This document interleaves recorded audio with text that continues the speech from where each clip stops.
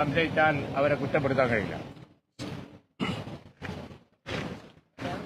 രാഹുൽ ഗാന്ധിയെ നെഞ്ചിൽ വെടിയുതിർത്ത് ഇല്ലായ്മ ചെയ്യും എന്ന് ബിജെപിയുടെ ഒരു വക്താവ് ചാനലിൽ പറഞ്ഞ് അതിനെ ചാനൽ അവതാരികയും ആ ചർച്ചയിൽ പങ്കെടുത്ത കോൺഗ്രസ് പ്രതിനിധിയും അതിൽ പ്രതിഷേധിച്ചപ്പോൾ ആ വക്താവ് ആവർത്തിക്കുകയാണ് ചെയ്തത്. തിരുത്തുകയല്ല, പിൻവലിക്കുകയല്ല ചെയ്തത്, ആവർത്തിക്കുകയാണ് ചെയ്തത്. അത് 26-നാണ്. 27-ന് തന്നെ പ്രതിപക്ഷ നേതാവ് ഞാൻ തൃശൂരിൽ വാർത്താ സമ്മേളനം ഇതിനായിട്ട് മാത്രം തൃശൂർ DCCയിൽ വാർത്താ സമ്മേളനം വിളിച്ച് ഈ കാര്യത്തിലുള്ള പ്രതിഷേധം അറിയിക്കുകയും ഗവൺമെന്റ് ഈ കാര്യത്തിൽ കേസ് രജിസ്റ്റർ ചെയ്ത് പ്രതിയെ അറസ്റ്റ് ചെയ്യേണ്ടതിന്റെ ആവശ്യകത ഉന്നയിക്കുകയും ചെയ്തു.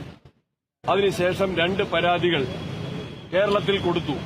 KC വേണുഗോപാൽ അഖിലേന്ത്യാ കോൺഗ്രസ് കമ്മിറ്റിയുടെ ജനറൽ സെക്രട്ടറി, കേരളത്തിലെ ഒരു MP രേഖാമൂലം പരാതി നൽകി. ഇതെല്ലാം ലഭിച്ചിട്ട് ഇന്നലെ മാത്രമാണ് കേസ് രജിസ്റ്റർ ചെയ്തത്. ഇന്നും ഈ പ്രതി അറസ്റ്റ് ചെയ്തിട്ടില്ല. അറസ്റ്റ് ചെയ്തില്ല എന്ന് മാത്രമല്ല, അന്വേഷിച്ച് പോലീസ് ഒരു മിനിറ്റ് പോലും ഈ പ്രതിയെ കണ്ടെത്താൻ ശ്രമിച്ചിട്ടില്ല. ഒരു നോട്ടീസ് പോലും കൊടുത്തിട്ടില്ല. ഞങ്ങൾ ബന്ധപ്പെട്ട പോലീസ് ഉദ്യോഗസ്ഥന്മാരുമായിട്ട് ഞങ്ങൾ ആ കാര്യം അന്വേഷിച്ചു. ഇന്നിപ്പോൾ സത്യത്തിൽ BJPക്കാർ പോലും ഈ സംഭവത്തെ പരസ്യമായിട്ട് ന്യായീകരിക്കാൻ വന്നില്ല.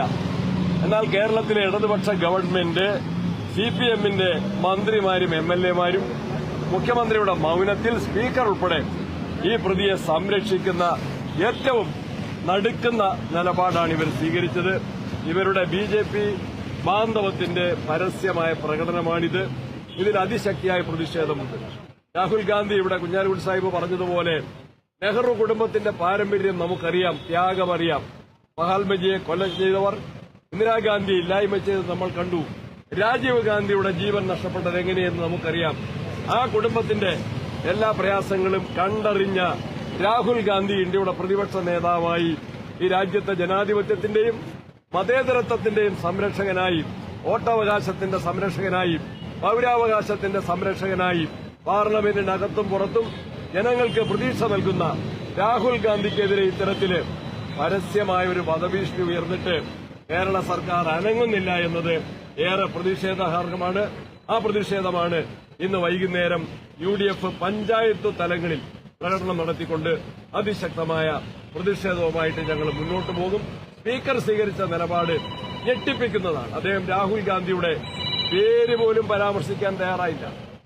ആരാണ് രാഹുൽ ഗാന്ധിയെന്ന് കേരള സ്പീക്കറെ ഞങ്ങൾ പഠിപ്പിക്കണമോ? പേര് പോലും പറയാൻ തയ്യാറായില്ല.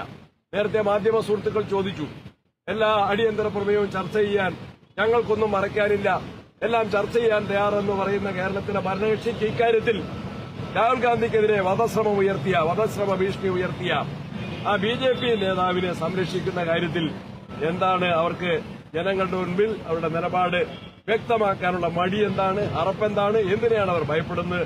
ഈ നിലപാടിനെതിരെ, തെറ്റായ നിലപാടിനെതിരെ അതിശക്തമായ ജനകീയ പ്രക്ഷോഭവുമായിട്ട് UDF മുന്നോട്ട് പോകും. അതിലെല്ലാവരുടെയും സഹായം ഞങ്ങൾ അഭ്യർത്ഥിക്കുകയാണ്.